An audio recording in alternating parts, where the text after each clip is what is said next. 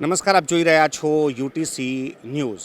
હું હાલ ઊભો છું કવિ દુલા કાગ શાળામાં. નગર પ્રાથમિક શિક્ષણ સમિતિ દ્વારા સંચાલિત આ શાળામાં હાલ ઓરડા બનવા માટે ખાતમુહૂર્ત કરવામાં આવ્યું છે. એક સમય હતો જ્યારે સરકારી સ્કૂલોને મર્જર કરવાની વાતો સુદ્ધા શરૂ થઈ ગઈ હતી, પરંતુ હવે સરકારી શાળાઓમાં નવા ઓરડા બની રહ્યા છે, કારણ કે વિદ્યાર્થીઓની સંખ્યા વધી રહી છે. અને આ સ્કૂલની વાત કરીએ તો અહીંયા તો વેઇટિંગ ચાલી રહ્યું છે. સરકારી શાળામાં વિદ્યાર્થીઓનું વેઇટિંગ ચાલતું હોય એવી લગભગ ખૂબ ઓછી ઘટના બનતી હોય છે, પરંતુ આ શાળામાં આ પરિસ્થિતિ છે. આપણી સાથે નગર પ્રાથમિક શિક્ષણ સમિતિના અધ્યક્ષ, ઉપાધ્યક્ષ અને શાસના અધિકારી છે, અને તેમની સાથે આપણે આ ચર્ચા કરીશું. સાહેબ, એક સમય હતો કે જ્યારે હવે સરકારી શાળાઓને બંધ કરી દો અને મર્જર કરી દો ને એવી વાતો હતી, પરંતુ હવેનો સિનેરિયો અલગ છે. અહીંયા ઓરડા બની રહ્યા છે નવા. વિદ્યાર્થીઓને બેસવાની જગ્યા નથી, એટલા વિદ્યાર્થીઓ વધી ગયા છે. વડોદરા મહાનગરપાલિકા સંચાલિત નગર પ્રાથમિક શિક્ષણ સમિતિની કવિ દુલા કાગ પ્રાથમિક શાળા, કે જે નગર પ્રાથમિક શિક્ષણ સમિતિની કુલ 121 શાળા પૈકી કેટલીક એવી શાળાઓ કે જે નગર પ્રાથમિક શિક્ષણ સમિતિનું ઘરેણું કહેવાય છે, એવી જ એક શાળા કવિ દુલા પ્રાથમિક શાળા કે જેમાં વિદ્યાર્થીઓના એડમિશનના સંદર્ભમાં એ ગુજરાતી માધ્યમ હોય કે અંગ્રેજી માધ્યમ, તેમાં વેઇટિંગ લિસ્ટ ચાલતું હોય છે. વેઇટિંગ લિસ્ટ ચાલતું હોય છે એના સંદર્ભમાં આચાર્ય તરફથી લાગણી અને માગણી આવી કે શાળાના પ્રિમાઇસીસમાં નવા વર્ગખંડો બાંધી શકાય તેવી શક્યતા છે. એ શક્યતાને ધ્યાનમાં રાખીને નગર પ્રાથમિક શિક્ષણ સમિતિની સમગ્ર ટીમ સાથે શાસનાધિકારી શ્રી અને વડોદરા મહાનગરપાલિકાની ટીમ, તેના દ્વારા રાજ્ય સરકારના સમગ્ર શિક્ષામાં એક પ્રપોઝલ મૂકવામાં આવ્યું અને પ્રપોઝલને તુરંત જ મંજૂરી આપીને નવા 9 વર્ગખંડો લગભગ 1,80,00,000 ખર્ચે બાંધકામ કરવા માટેની મંજૂરી મળી ગઈ. એ અંતર્ગત આજે શાસનાધિકારી શ્રી ડૉક્ટર વિપુલભાઈ ભરતિયા, સાથી ઉપાધ્યક્ષ શ્રીમતી અન્નાબેન ઠક્કર, તમામ સમિતિના સભ્યશ્રીઓ, આચાર્યશ્રી, શાળાની ટીમ અને સંગઠનના સ્થાનિક પદાધિકારીઓ, તેમની ઉપસ્થિતિમાં આજે સુંદર મજાનું વૈદિક પદ્ધતિથી ખાતમુહૂર્ત કરવામાં આવ્યું. અને જે પણ શાળાના આચાર્યશ્રીની કે સ્થાનિક લોકોની લાગણી માગણી હતી કે આ શાળા જ્યારે ગુજરાતી માધ્યમ અને અંગ્રેજી માધ્યમમાં ખૂબ સારું શૈક્ષણિક કાર્ય સાથે બિનશૈક્ષણિક કાર્યોમાં પણ, બિનશૈક્ષણિક પ્રવૃત્તિઓમાં પણ શહેર અને રાજ્ય લેવલે ખૂબ ઉત્કૃષ્ટ યોગદાન આપી રહી છે, ત્યારે અમારી એક નૈતિક ફરજ બને છે કે આ શાળા, આવી કોઈ પણ શાળા હોય, એની કોઈપણ પ્રકારની જરૂરિયાત સુવિધાલક્ષી હોય કે અન્ય કોઈ હોય, એ દૂર વહીવટી કોઈ પણ હોય, આ પ્રકારની જરૂરિયાતોની પૂર્તા કરવાની અમારી જવાબદારી છે. એ સમજીને જ અમે લોકોએ આજે નવીન વર્ગખંડોનું ખાતમુહૂર્ત આજે કર્યું છે.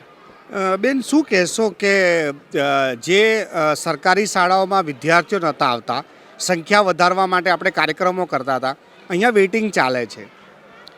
વડોદરા મહાનગરપાલિકાની જે એક આ શાળા છે કવિ દુલા કાગ, આવી બીજી અનેક શાળાઓ છે. 121માંથી આ જ એક શાળા છે વેઇટિંગમાં, એવું નથી, પણ બાકીની શાળાઓમાં પણ ઘણા બધા સારા વિદ્યાર્થીઓ આવતા હોય છે.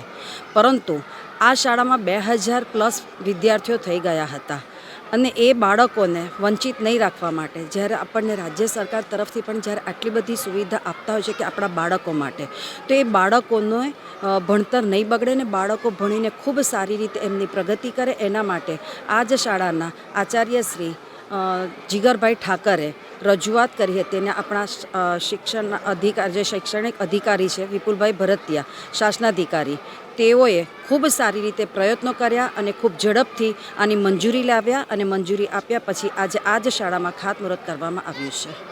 સાહેબ, આ જ સવાલ તમારાથી છે કે એક સમય હતો જ્યારે કે હવે સરકારી શાળાઓના મર્જર કરી દો, અને અત્યારે પરિસ્થિતિ કે વિદ્યાર્થીઓને બેસવાની જગ્યા નથી.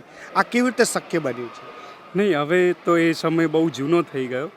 આજે તો ખરેખર સરકારી શાળાઓ જ એવી શાળાઓ છે જ્યાં તાલીમ પ્રાપ્ત અને ટેટ અને એવી બધી સ્પર્ધાત્મક પરીક્ષાઓ પાસ શિક્ષકો, મુખ્ય શિક્ષકની એચટાટ પરીક્ષા પાસ વિદ્વાન આચાર્યો, એ બધા અહીંયા છે. એટલે સ્વાભાવિક જ સરકારની જે પોલિસી છે ઇન્ફ્રાસ્ટ્રક્ચર લેવલે, સ્ટાફ લેવલે, એના લીધે આ એનો રિસ્પોન્સ છે. અને એની સાથે કદમથી કદમ મિલાવવા જેમ વાલીઓની ડિમાન્ડ વધતી જાય છે તેમ અમે પણ જાગૃત રહી અને વ્યવસ્થાઓ વધારતા જઈએ છીએ. એના જ ભાગરૂપે આજે આ શાળામાં ઉત્તરોત્તર સંખ્યા વધે અને એ માંગને પહોંચી વળવા માટે આજે 9 ઓરડા સત્વરે મંજૂર કરાવ્યા છે. ખાસ તો જ્યારે પ્રવેશોત્સવ વખતે સમગ્ર શિક્ષા કચેરીના સચિવ માન્ય શિલ્પા મેડમ આ શાળાની મુલાકાતે આવ્યા અને એમની પાસે અમે જ્યારે રજૂઆત કરી એટલે એમને અમારી લાગણી અને માંગણીને તરત ધ્યાને લઈ અને સત્વરે આ પ્રક્રિયા કરાવી છે. માન્ય એસપીડી સાહેબ એમનો પણ અમે આભાર માનીએ છીએ કે એમને સ્થાનિક માંગને પહોંચી વળવા જે અમારી રજૂઆત હતી એને તરત ધ્યાને લઈ અને આ રકમ ફાળવી આપી છે અને સત્વરે કામ થાય એનું વિશેષ ધ્યાન રાખ્યું છે. ખૂબ ખૂબ આભાર. અમારી સાથે ચર્ચા કરવા માટે આ શાસના અધિકારી હતા ડૉક્ટર વિપુલ ભરતિયા અને ઉપાધ્યક્ષ અને અધ્યક્ષ આ સ્કૂલના.